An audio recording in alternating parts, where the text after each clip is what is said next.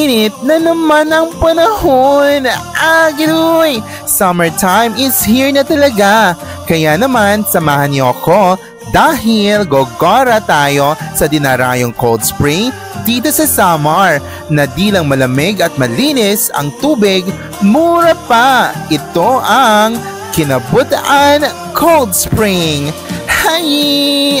Another day, another eksena, another rampa na naman. Ako nga pala si Ka Fairy, ang eksenadora at rampadora ng Samar. Agiroy! For today's video nga, ay gogora at rarampa tayo sa dinarayong cold spring dito sa Samar, ang Kinabutaan Cold Spring. Located lamang ito sa Paranas, Samar. Mula sa Calbiga, mga 45 to 1 hour nga ang biyahe dahil mga 30 kilometers ang layo nito. Pagkadating namin ay nagbayad kami ng 20 pesos na entrance fee. Katapos mong magbayad ay may dadiretso ka na agad doon sa my cold spring. Marami pala ang mga parokyano or mga turista ngayon dahil Sunday nga. So ayan, pinark lang namin ang aming mga motor at gumora na agad kami papunta doon. Nagpalipad nga agad ako ng aking drone para makita ang ganda ng Kinabutaan Cold Spring. At ang ganda nga niya sa taas at napaka-refreshing talaga. Maraming ang naliligo na pagdating namin kaya super enjoy talaga.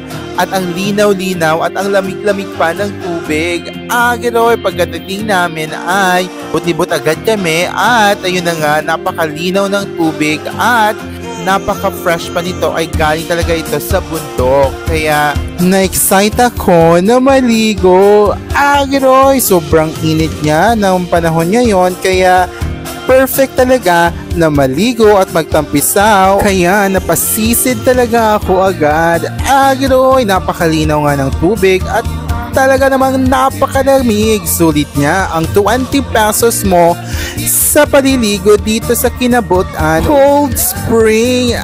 Gano'n! Kaya iniimbitahan ko ang lahat ng mga taga-Samar at mga karatig probinsya na pumakadi na kamo Kinabutan, kasi sulit na sulit talaga ang iyong paliligo or 20 pesos na bayad.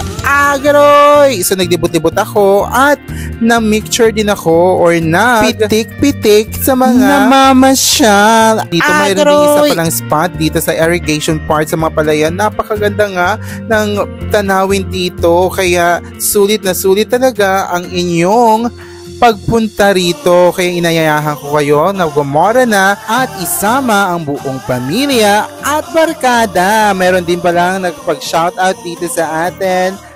Gano'n! Maraming salamat sa mga bebe boy na ito. Yun nga lang ang eksena natin for today's video. Hanggang sa muling eksena at rampa, muli ito po si Ka Fairy. Gano'n!